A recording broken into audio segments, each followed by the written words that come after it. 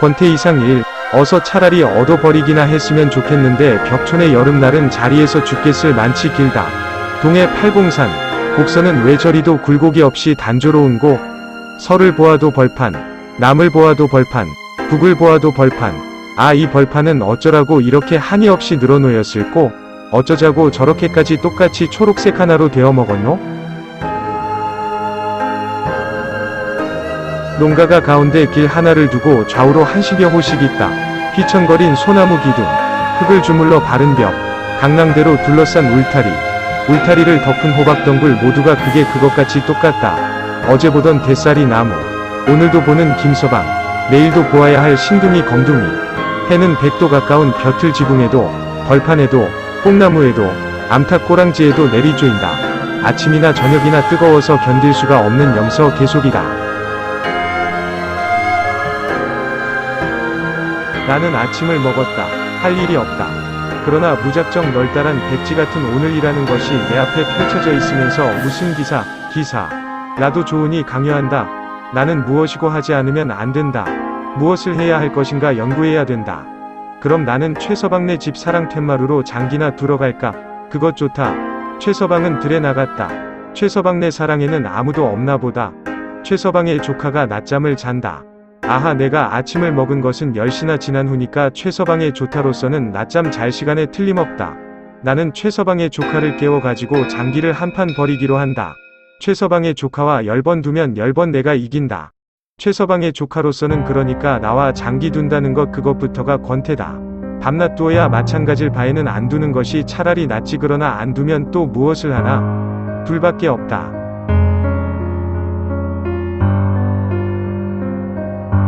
지는 것도 권태원을 이기는 것이 어찌 권태 아닐 수 있으랴. 10번 두어서 10번 내리 이기는 장난이란 10번 지는 이상으로 싱거운 장난이다. 나는 참 싱거워서 견딜 수 없다. 한 번쯤 져주리라. 나는 한참 생각하는 체 하다가 슬그머니 위험한 자리에 장기 조각을 갖다 놓는다. 최서방의 조카는 하품을 쓱 한 번 하더니 이윽고 둔다는 것이 딴전이다.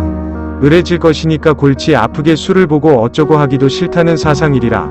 아무렇게나 생각나는 대로 장기를 갖다 놓고는 그저 얼른 끝을 내어서 줄 만큼 져주면 이 상승장군은 이 압도적 권태를 이기지 못해 제출물에 가버리겠지 하는 사상이리라. 가고 나면 또 낮잠이나 잘 작정이리라.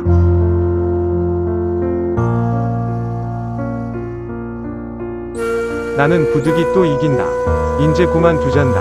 물론 그만두는 수밖에 없다. 일부러 져준다는 것조차가 어려운 일이다. 나는 왜 저 최서방의 조카처럼 아주 영영방심 상태가 되어 버릴 수가 없나? 이 질식할 것 같은 권태 속에서도 자세한 승부의 구속을 받나? 아주 바보가 되는 수는 없나? 내게 남아있는 이 치사스러운 인간이욕이 다시 없이 밉다. 나는 이 마지막 것을 면해야 한다. 권태를 인식하는 신경마저 버리고 완전히 허탈해 버려야 한다. 2. 나는 개울가로 간다. 가물로 하여 너무나 빈약한 물이 소리 없이 흐른다. 뼈처럼 앙상한 물줄기가 왜 소리를 치지 않나? 너무 더웁다. 나뭇잎들이 다 축 늘어져서 허덕허덕하도록 더웁다. 이렇게 더우니 시냇물인들 서늘한 소리를 내어보는 재간도 없으리라. 나는 그 물가에 앉는다. 앉아서 자 무슨 제목으로 나는 사색해야 할 것인가 생각해본다. 그러나 물론 아무런 제목도 떠오르지 않는다.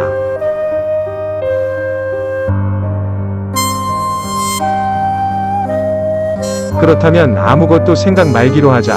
그저 한량없이 넓은 초록색 벌판, 지평선. 아무리 변화하여 보았대자 결국 치열한 고개의 역을 벗어나지 않는 구름. 이런 것을 건너다 본다. 지구 표면적의 100분의 99가 이 공포의 초록색이리라. 그렇다면 지구야말로 너무나 단조무미한 채색이다. 도해에는 초록이 드물다. 나는 처음 여기 표착하였을 때 이 신선한 초록빛에 놀랐고 사랑하였다. 그러나 닷새가 못되어서 이 일망무제의 초록색은 조물주의 몰취미와 신경의 조잡성으로 말미암은 무미건조한 지구의 여백인 것을 발견하고 다시금 놀라지 않을 수 없었다.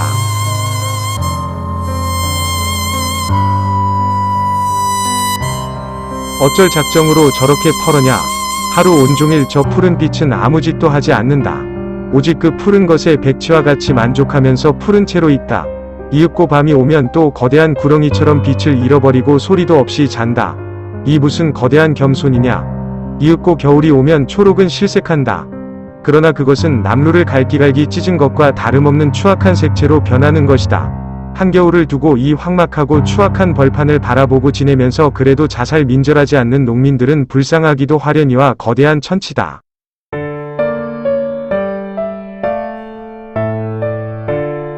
그들의 일생이 또한 이 벌판처럼 단조한 권태 일색으로 도포된 것이리라. 일할 때는 초록 벌판처럼 더워서 숨이 칵칵 막히게 싱거울 것이요, 일하지 않을 때는 겨울 황원처럼 거칠고 구지레하게 싱거울 것이다. 그들에게는 흥분이 없다. 벌판에 벼락이 떨어져도 그것은 뇌성 끝에 가끔 있는 다반사에 지나지 않는다. 촌동이 범에게 물려가도 그것은 맹수가 사는 산촌에 가끔 있는 신벌에 지나지 않는다. 실로 전신주 하나 없는 벌판에서 그들이 무엇을 대상으로 흥분할 수 있으랴.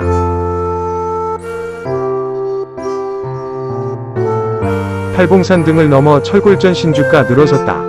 그러나 그 동선은 이 촌락의 엽서 한 장을 내려뜨리지 않고 섰는 채다. 동선으로는 전류도 통하리라.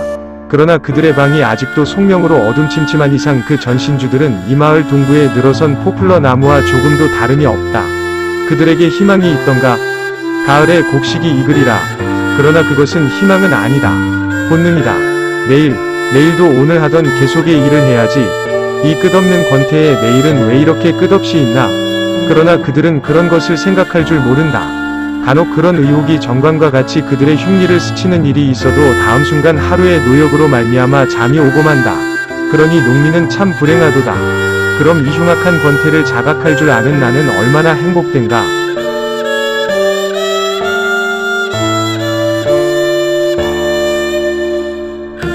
3. 뱃살이 나무도 축 늘어졌다. 물은 흐르면서 가끔 웅덩이를 만나면 썩는다. 낫딱 우는 소리가 무던히 한가롭다. 어제도 울던 낫딱이 오늘도 또 울었다는 외에 아무 흥미도 없다. 들어도 그만, 안 들어도 그만이다.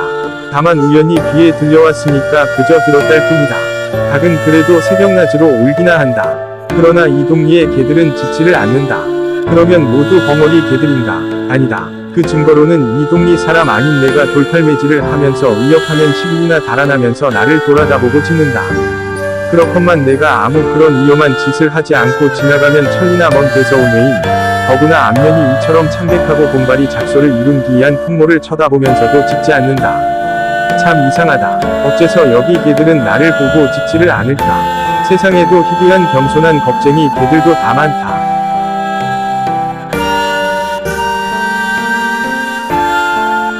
이 겁쟁이 개들은 이런 나를 보고도 짖지를 않으니 그럼 대체 무엇을 보아야 짖으랴? 그들은 짖을 일이 없다. 여인은 이곳에 오지 않는다. 오지 않을 뿐만 아니라 국도 연변에 있지 않는 이 촌락을 그들은 지나갈 일도 없다. 가끔 이웃 마을에 김서방이 온다. 그러나 그는 여기 최서방과 똑같은 복장과 피부색과 사투리를 가졌으니 개들이 짖어 무엇하랴. 이 빈촌에는 도둑이 없다. 인정 있는 도둑이면 여기 너무나 비난한 새악시들을 위하여 훔친 바 비녀나 반지를 가만히 놓고 가지 않으면 안 되리라. 도둑에게는 이 마을은 도둑의 도심을 도둑맞기 쉬운 위험한 지대리라.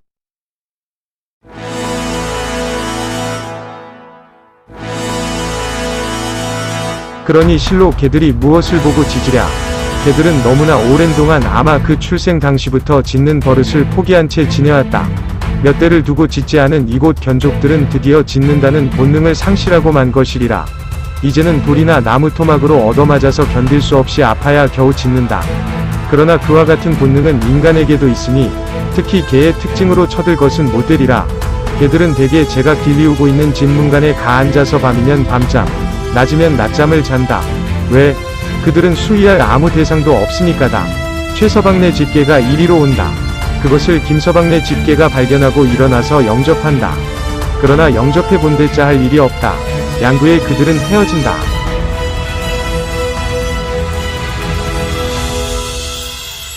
설레설레 길을 걸어본다. 밤낮 다니던 길. 그 길에는 아무것도 떨어진 것이 없다. 촌민들은 한여름 보리와 조를 먹는다. 반찬은 날된장 풋고추다. 그러니 그들의 부엌에조차 남는 것이 없겠건을 하물며 길가에 무엇이 좋기 떨어져 있을 수 있으랴. 길을 걸어본댔자 소득이 없다. 낮잠이나 자자. 그리하여 개들은 천부의 수위수를 만각하고 낮잠에 탐닉하여 버리지 않을 수 없을 만큼 타락하고 말았다. 슬픈 일이다. 짖을 줄 모르는 벙어리 개, 지킬 줄 모르는 게으름뱅이 개. 이 바보 개들은 복날 게장국을 끓여 먹기 위하여 촌민의 희생이 된다. 그러나 불쌍한 개들은 음력도 모르니 복날은 몇 날이나 남았나 전혀 알 길이 없다.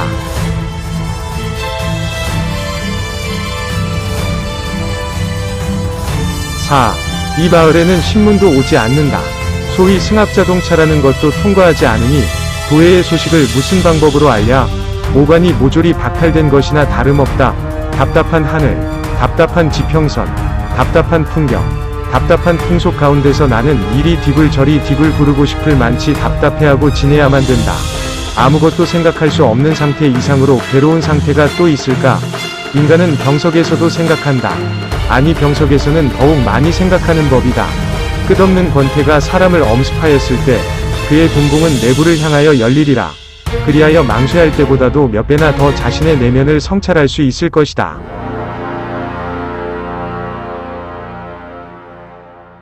현대인의 특질이요.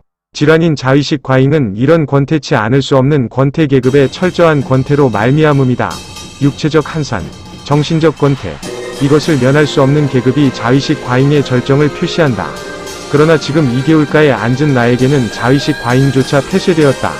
이렇게 한산한데, 이렇게 극도의 권태가 있는데, 동공은 내부를 향하여 열리기를 주저한다. 아무것도 생각하기 싫다. 어제까지도 죽는 것을 생각하는 것 하나만은 즐거웠다. 그러나 오늘 그것조차가 귀찮다. 그러면 아무것도 생각하지 말고 눈 뜬 채 졸기로 하자.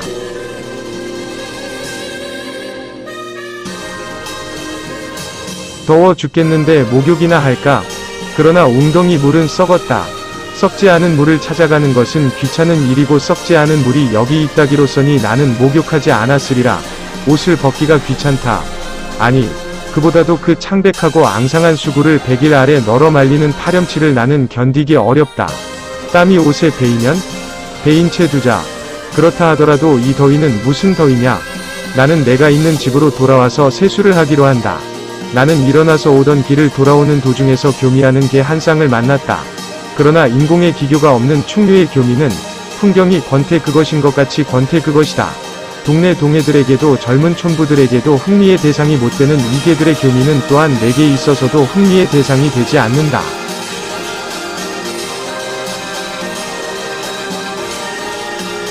함석대야는 그 본연의 빛을 일찍이 잃어버리고 그들의 피부색과 같이 붉고 검다. 아마 이 집주인 아주머니가 시집올 때 가지고 온 것이리라. 세수를 해본다. 물조차가 미지근하다. 물조차가 이 무지한 더위에는 견딜 수 없었나 보다. 그러나 세수의 관례대로 세수를 마친다. 그리고 호박덩굴이 축 늘어진 울타리 및 호박덩굴의 뿌리 돋친 데를 찾아서 그 물을 준다. 너라도 좀 생기를 내라고. 땀내 나는 수건으로 얼굴을 훔치고 텐마루에 걸터 앉았자니까 내가 세수할 때 내 곁에 늘어섰던 주인집 아이들 넷이 제각기 나를 본받아 그 대야를 사용하여 세수를 한다. 저 애들도 더워서 저러는구나 하였더니 그렇지 않다. 그 애들도 나처럼 일거수일투족을 어찌하였으면 좋을까 당황해하고 있는 권태들이었다. 다만 내가 세수하는 것을 보고 그럼 우리도 저 사람처럼 세수나 해볼까 하고 따라서 세수를 해보았다는데 지나지 않는다.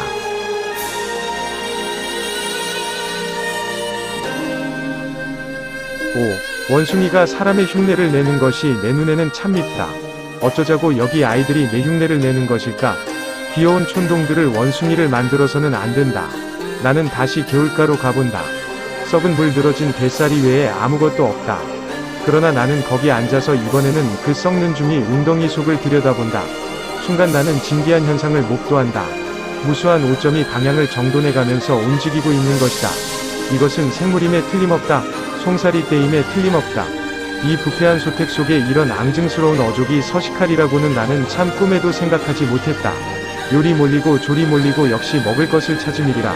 무엇을 먹고 산 후 버러지를 먹겠지. 그러나 송사리보다도 더 작은 버러지라는 것이 있을까?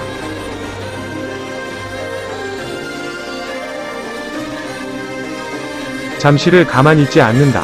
저무도록 움직인다. 대략 같은 둥기와 같은 모양으로들 그러는 것 같다. 둥기, 역시 송사리의 세계에도 시급한 목적이 있는 모양이다. 차츰차츰 하류를 향하여 군중적으로 이동한다. 저렇게 하류로만 가다가 또 어쩔 작정인가? 아니 그들은 중로에서 또 상류를 향하여 거슬러 올라오는지도 모른다. 그러나 당장 하류로 향하여 가고 있는 것이 확실하다. 하류로 5분 후에는 그들의 모양이 보이지 않을 만치 그들은 멀리 하류로 내려갔다. 그리고 웅덩이는 아까와 같이 도로 썩은 물의 웅덩이로 조용해지고 말았다. 나는 그 자리에서 일어나서 풀밭으로 가보기로 한다. 풀밭에는 암소 한 마리가 있다. 그 웅덩이 속에 그런 맹랑한 현상이 잠복해 있을 수 있다니 하고 나는 적잖이 흥분했다. 그러나 그 현상도 소낙비처럼 지나가고 말았으니 잊어버리고 그만두는 수밖에. 소의 뿔은 벌써 소의 무기는 아니다. 소의 뿔은 오직 안경의 재료일 따름이다. 소는 사람에게 얻어맞기로 의주니까 소에게는 무기가 필요 없다. 소의 뿔은 오직 동물학자를 위한 표지이다. 야후시대에는 이것으로 적을 돌격한 일도 있습니다. 하는 마치 폐병의 가슴에 달린 훈장처럼 그 추억성이 애상적이다. 암소의 뿔은 수소의 그것보다도 더 한층 겸허하다. 이 애상적인 뿔이 나를 받을 리 없으니 나는 마음 놓고 그 곁 풀밭에 가 누워도 좋다. 나는 누워서 우선 소를 본다. 소는 잠시 반추를 그치고 나를 응시한다. 이 사람의 얼굴이 왜 이리 창백하냐? 아마 병인인가 보다. 내 생명에 위해를 가하려는 거나 아닌지 나는 조심해야 되지.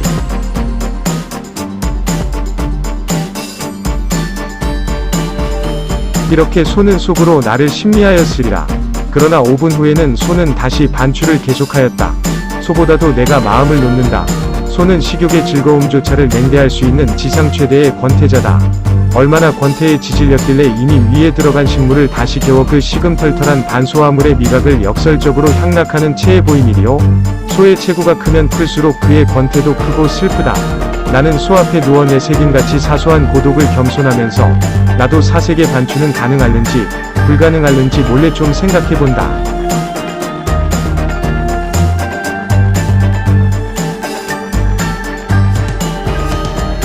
7판에서 6, 7, 2 아이들이 놀고 있다. 적발동부의 반나군이다. 그들의 혼탁한 안색, 흘린 콧물, 부른 배구렁이, 벗은 우통만을 가지고는 그들의 성별조차 거의 분간할 수 없다. 그러나 그들은 여아가 아니면 남아요. 남아가 아니면 여아인. 결국에는 귀여운 5, 6세 내지 7, 8세의 아이들 임에는 틀림없다. 이 아이들이 여기 길 한복판을 선택하여 유리하고 있다. 돌멩이를 주워온다. 여기는 사금파리도 벽돌 조각도 없다. 이 빠진 그릇을 여기 사람들은 버리지 않는다. 그리고는 풀을 뜯어온다. 풀 이처럼 평범한 것이 또 있을까? 그들에게 있어서는 초록빛의 물건이란 어떤 것이고 간에 다시 없이 심심한 것이다. 그러나 하는 수 없다. 곡식을 뜯는 것도 금제니까 풀밖에 없다.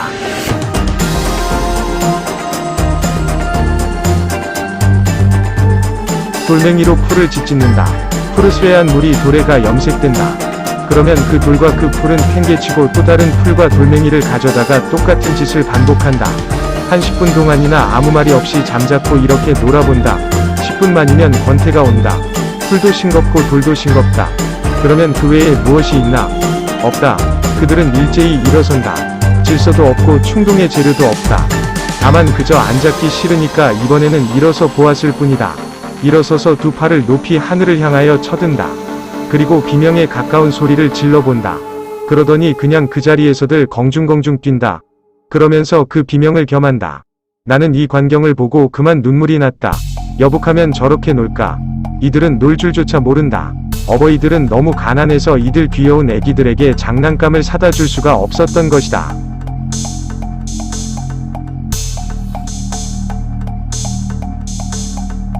이 하늘을 향하여 두 팔을 뻗치고 그리고 소리를 지르면서 뛰는 그들의 이위가 내 눈에는 암만 해도 위위같이 생각되지 않는다. 하늘은 왜 저렇게 어제도 오늘도 내일도 푸르냐? 산은, 벌판은 왜 저렇게 어제도 오늘도 내일도 푸르냐는 조물주에게 대한 저주의 비명이 아니고 무엇이냐? 아이들은 짖을 줄조차 모르는 개들과 놀 수는 없다. 그렇다고 모이 찾느라고 눈이 벌건 닭들과 놀 수도 없다. 아버지도 어머니도 너무나 바쁘다. 언니 오빠조차 바쁘다. 역시 아이들은 아이들끼리 노는 수밖에 없다. 그런데 대체 무엇을 가지고 어떻게 놀아야 하나? 그들에게는 장난감 하나가 없는 그들에게는 영영 엄두가 나서지를 않는 것이다. 그들은 이렇듯 불행하다. 그 짓도 5분이다. 그 이상 더 길게 이 짓을 하자면 그들은 피로할 것이다. 순진한 그들이 무슨 까닭에 피로해야 되나? 그들은 우선 싱거워서 그 짓을 그만둔다.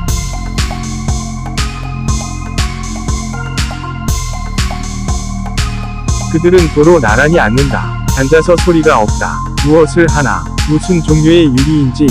유리는 유리인 모양인데 이 권태의 외소 인간들은 또 무슨 기상천외의 유리를 발명했나. 5분 후에 그들은 비키면서 하나씩 둘씩 일어선다. 제각각 대변을 한 무더기씩 누워보았다. 아, 이것도 역시 그들의 일이었다. 속수무책의 그들 최후의 창작일이었다. 그러나 그 중 한 아이가 영 일어나지를 않는다. 그는 대변이 나오지 않는다. 그럼 그는 이번 유리의 못난 낙오자임에 틀림없다. 분명히 다른 아이들 눈에 조소의 빛이 보인다. 다 좀을 주여. 이들을 위하여 풍경과 완구를 주소서.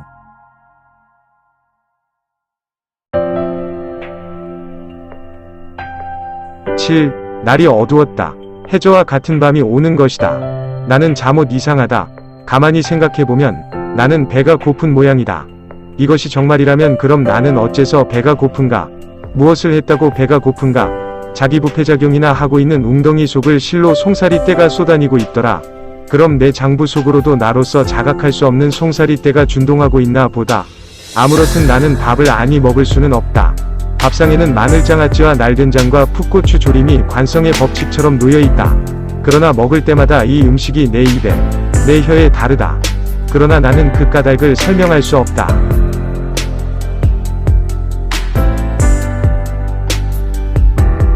마당에서 밥을 먹으면 머리 위에서 그 무수한 별들이 야단이다. 저것은 또 어쩌라는 것인가? 내게는 별이 천문학의 대상이 될 수 없다. 그렇다고 시상의 대상도 아니다. 그것은 다만 향기도 없는 절대 권태에 도달할 수 없는 영원한 피안이다. 별조차가 이렇게 싱겁다.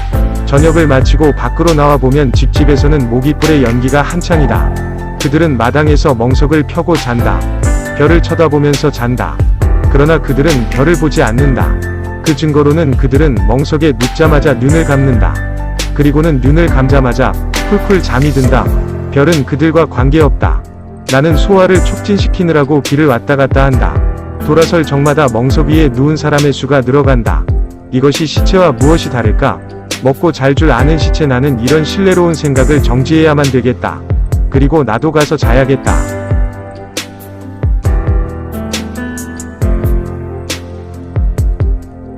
방에 돌아와 나는 나를 살펴본다. 모든 것에서 절연된 지금의 내 생활, 자살의 단서조차를 찾을 길이 없는 지금의 내 생활은 과연 권태의 그 권태 그것이다. 그렇건만 내일이라는 것이 있다. 다시는 날이 새이지 않는 것 같기도 한 밤 저쪽에 또 내일이라는 놈이 한개 버티고 서 있다. 마치 흉맹한 형리처럼 나는 그 형리를 피할 수 없다. 오늘이 되어버린 내일 속에서 또 나는 질식할 만치 심심해야 되고 기막힐 만치 답답해야 된다. 그럼 오늘 하루를 나는 어떻게 지냈던가? 이런 것은 생각할 필요가 없으리라. 그냥 자자. 자다가 불행이 아니 다행히 또 깨거든. 최서방의 조카와 장기나 또 한 판 두지. 웅덩이에 가서 송사리를 볼 수도 있고 몇 가지 안 남은 기억을 소처럼 반추하면서 끝없는 나태를 즐기는 방법도 있지 않으냐.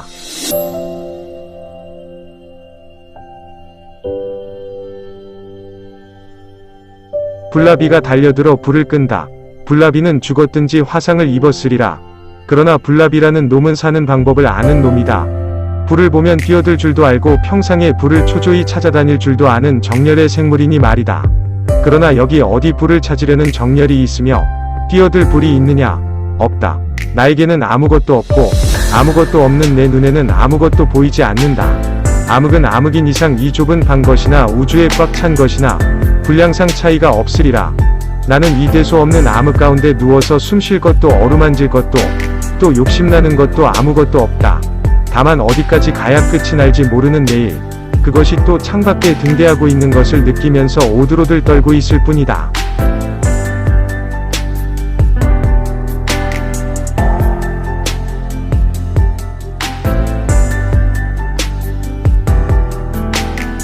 이상의 권태. 이 글은 한여름 시골의 벽촌에 머물면서 겪은 농촌의 자연과 생활 풍경을 진솔하게 서술한 수필이다. 도회지에 사는 글쓴이가 한여름의 시골 생활을 통해 몸소 느낀 것은 자연 풍경이 주는 아름다움과 농촌 생활의 편안함이 아니라 단조로운 풍경과 일상의 지루한 반복일 뿐이다. 글쓴이는 도회지와 대비되는 농촌 생활을 사실적으로 그리면서도 날카로운 눈으로 바라봄으로써 시골과 도의 생활의 장단점, 그리고 그 안에 스며있는 삶의 여러 본질적 의미를 돌아보게 한다.